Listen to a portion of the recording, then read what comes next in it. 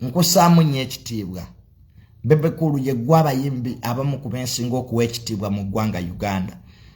Naye ebintu bya Sammy ne NUP wandibadde obireka. Sammy oyo gwolaba ssebo yavuma dda principal. Oyo Sammy mbegga owa gavumenti yawedde emirimu. Kakati kyovula banga Sammy ne bwe yalwadde aba NUP tebibakwatako. Mu butuufu aba NUP balaze Sammy nti baali bamukoowadda. Tewaliyo wadde fundraising eva ku kitebe kye NUP. Era abakola bu video be bakwano ba Sammy naye ekintu bakipise kigaani. Eiza biri ebintu bibiri. Sammy alabika si mulwadde obanga NUP yamukoowa. Mulaze Sammy obukyayi baana mmwe. Omuntu n'alwala agenda mu wiiki 2. Teriyo NUP yasonze wadde ekikumi kye. Bakoowa. You can't fool people around. Sammy obadde ng'osekanga abantu bafudde ng'ensi ekulaba. Sammy obadde ng'osekanga abantu balwadde ng'ensi ekulaba. Above all ne principal nyini ne wamuvuma dda. Kibi nnyo okubeera nga toyina gy'ogwa. Kyekyatuuse ku muganda waffe Sammy. Kati gyali mulwadde. Bebe Cool ataddeyo obubaka. Anko Bebe Cool ebintu ebyo ebya Sammy biveeko. Mbirekere abantu be NUP. For the first time mpagiddeko ku bantu be NUP. It's 2 months buchanga Sammy alwala NUP tekolangako wadde statement. Bamukoowa. Ekivubuka ekyo kyali kisusiza kabampaane. Famile z'abaafa zeyasekereranga bo tebaali bantu Bebe Cool. Sammy famile z'abaafa babaafa baali tebalina famile zaabwe. Tebalina baana baabwe. Sammy ali mu kusasulira bibibye. Bebe Cool ne bw'onaakola posti 10. Sammy abantu bamurejectinga. Taina wagwa. Checha mutuseeko. The moment people don't understand you. Oliwe naalemu oli wa noopu. Bw'oba osazeewo okuwagira Bobi Wine muwagire. Kubanga ekizibu kisobola okutuukako nga Bobi Wine be bakuyamba. Ate era bw'oba osazeewo okuwagira gavumenti giwagire. Era ekizibu kisobola okutuukako gavumenti n'ebeerawo. Wano Isima lwe yava mu bulamu bw'ensi sipiika yaleeta miliyoni 10. Mukulu wange mu buli kimu yakikolako maziika yagamba buli kimu mu kiŋŋambe.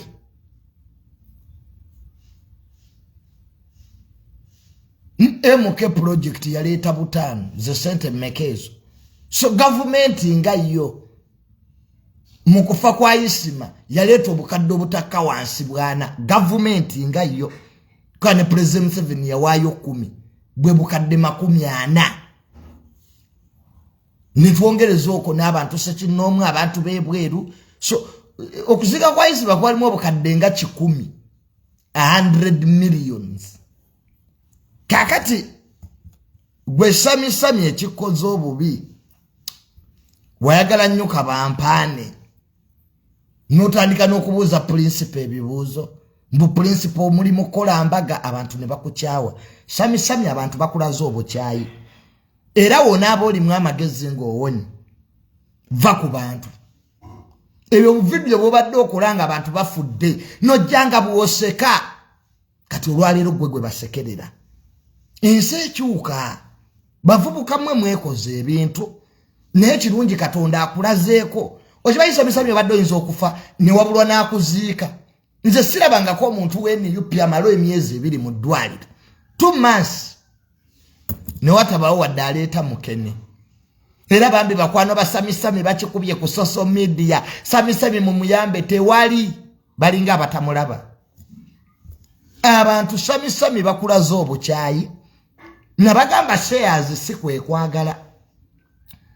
Abantu bayinza okulaba nga tebalina byakola.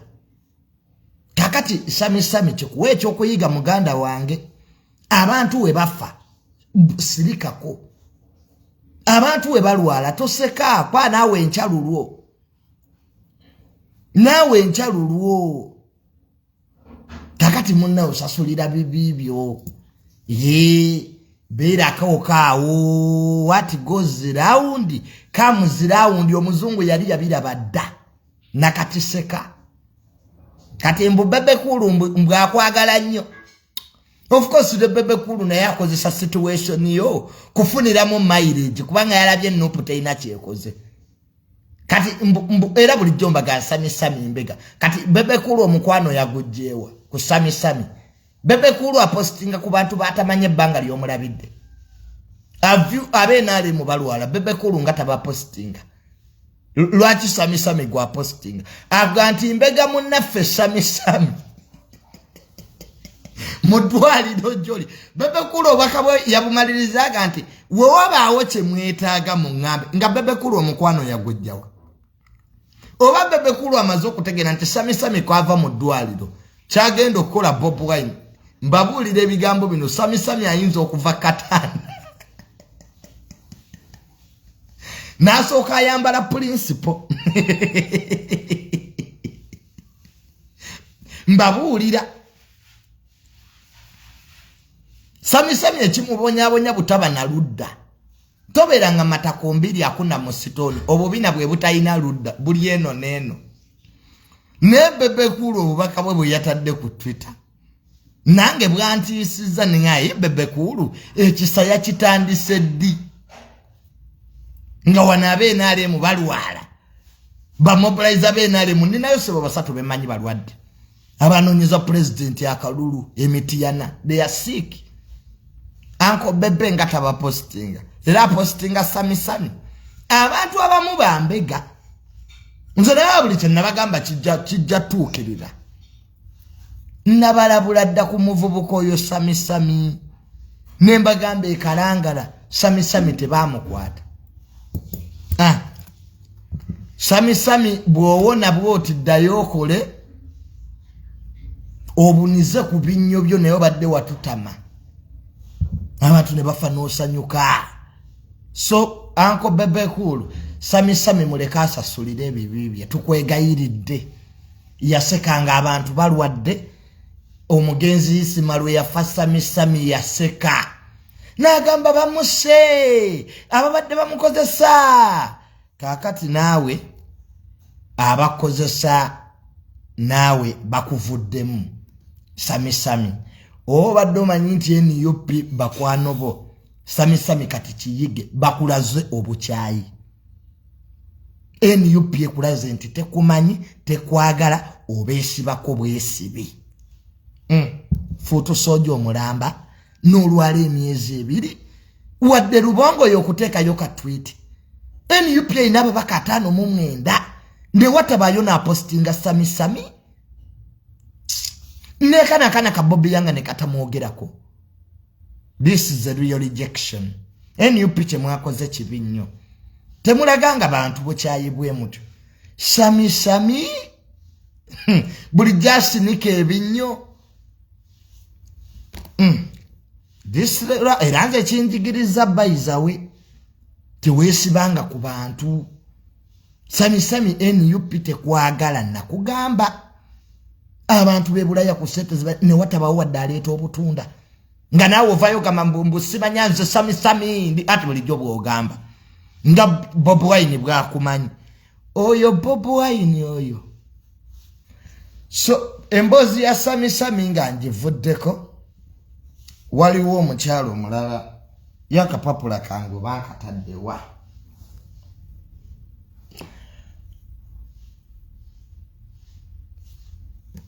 si hypocrite Sammy ye hypocrite one no possible ba hypocrite Sammy ye muri wenkwe bategere enkwezi situlwago yategeera nti Sammy ye hypocrite Bob Wine si ye hypocrite kati Bob Wine akuliwadinga olw'omuli amwenkwe Of course nange ne nandibadde bubweni era nandisirisi. Kwa wano mwenu situation njamuteke Sammy ye hypocrite. Yakolera government ate namala nayingira NUP.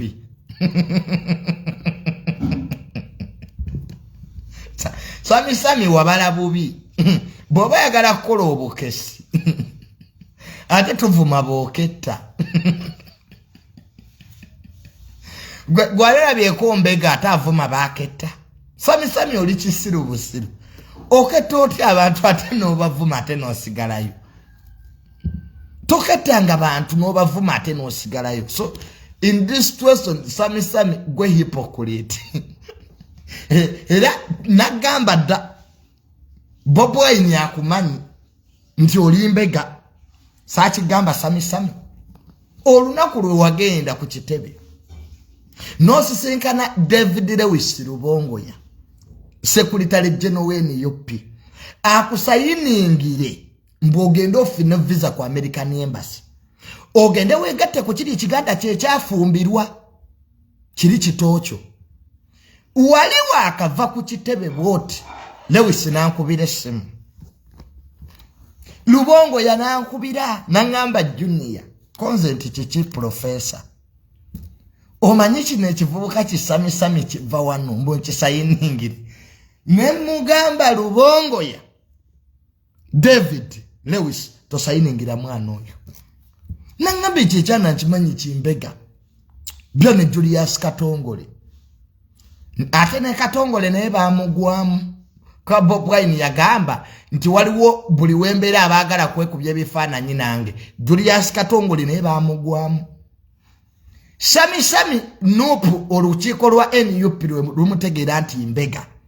Lubongoya teyamusayiningira. Sammy kwe kudduka Kenya. Ayoze embwa z'abayindi wali e Naivasha. Era Mungu bwe yamusaasirira Sammy n'agenda Dubai. Nakole mission. Kakati ye Katongole Julius Katongole oyo gulaba obusiru bwe yakola yayimiriranga kuba bodyguard ba Bob Wine ne babula. Nga buli Bob Wine buli Julius Katongole buli bodyguard wa Bob Wine gwe yayimirirangako gwe bakwatanga. Era Julius Katongole mwene UP ye yayambalange jukira amaje enkofira za nupu gaziwera. Ne principe naku zino takyajambala enkofira alwawo okujambala. Kwanza amaje gaga anti monopoly za amaje. Ekyo kivubuka Julius Katongole kyayambalanga enkofira ne kiyita ku basirikale. Era seti yazijjanga wafande n'abimanyi oyo. Nebo ekyo Julius Katongole bw'okiraba. Dayo nnyo tunuulire video za Julius Katongole ojja kulaba kyenkugamba. Ayogera ebintu totale nga biina kumutwaza luzira nga tagenze na mukooti. Ne kubanga is a state mercenary. Oyo omuvubuka Julius Katongole oyo. Era yali kulumbe lwa Katolu bwama. Njagala muddeyo mwetegereza olumbe lwa Katolu bwama. Oyo omuvubuka teyanaaba teyasenya ng'abeerawo kuketta. Ani agize ani ayogedde. Julius Katongole yali akola woki. Kulumbe yali akola woki. Ask yourself. Yali akola woki. Nekibeera wano. Ogenda kusira kiyimiridde eri. Ogenda kusira baki. Katongole ne bonna babagwamu.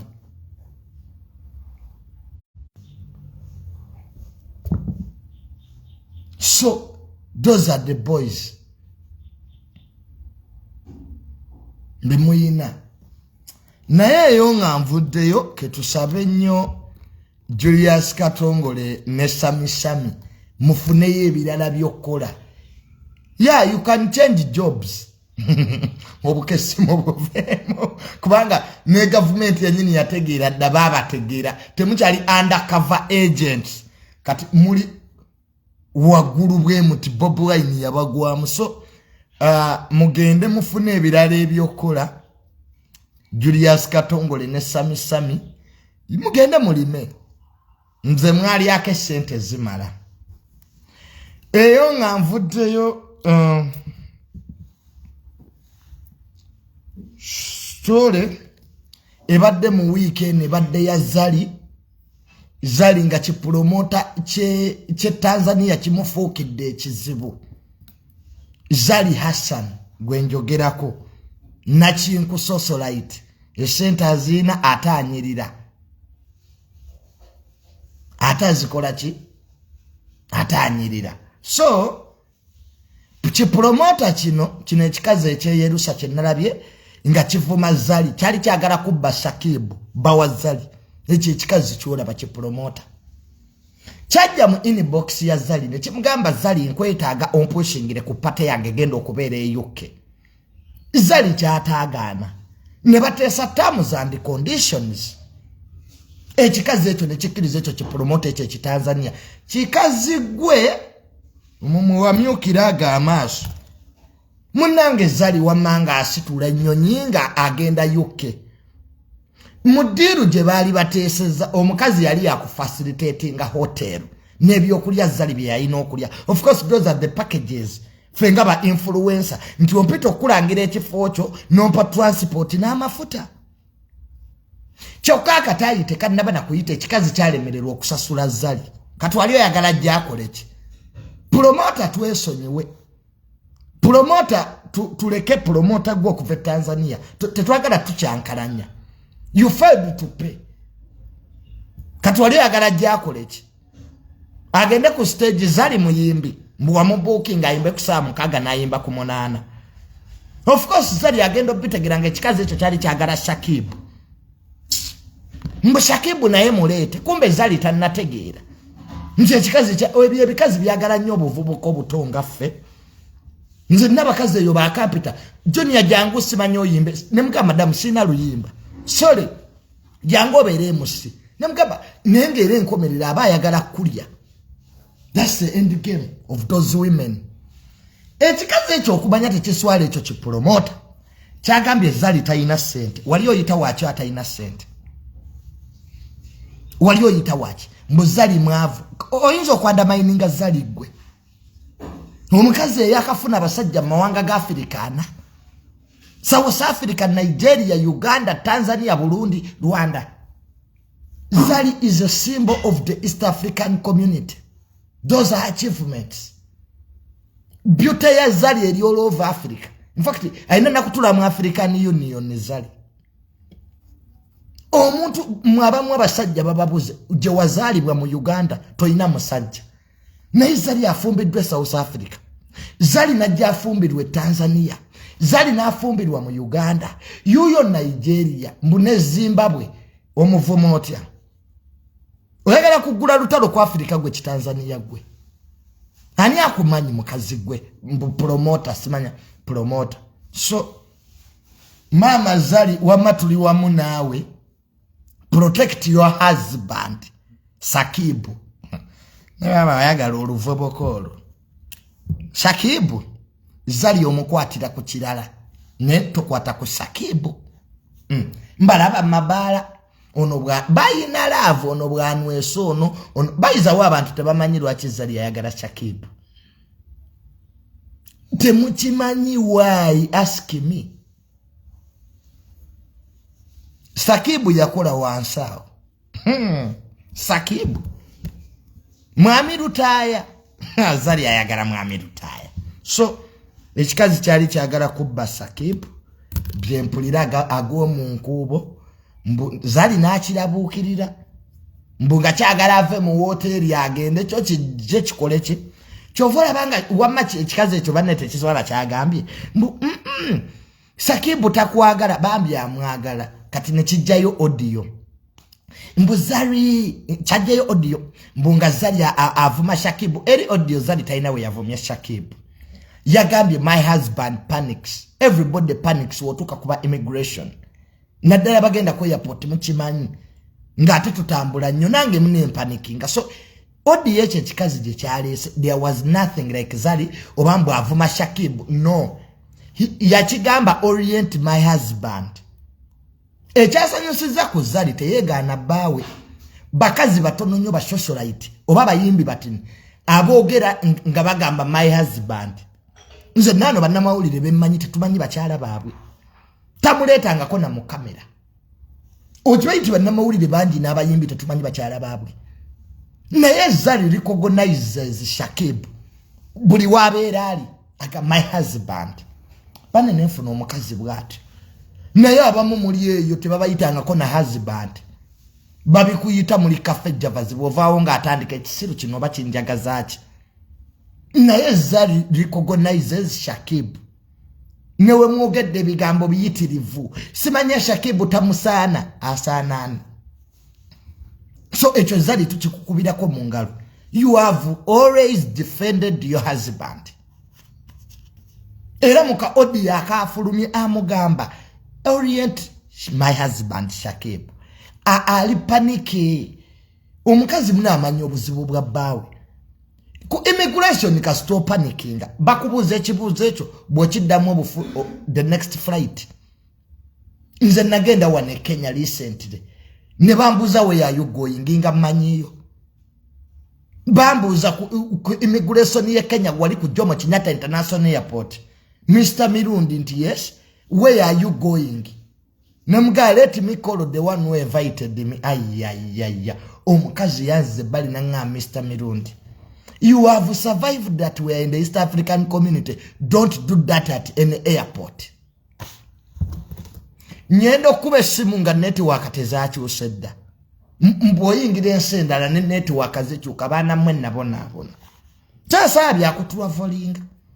Natura ku Jomo Kenyatta International Airport for over an hour. Mpaka bwe naddaera ku immigration nembaga mtame son of the spokesperson of the president of the Republic of Uganda siwe bakebera mu kitabo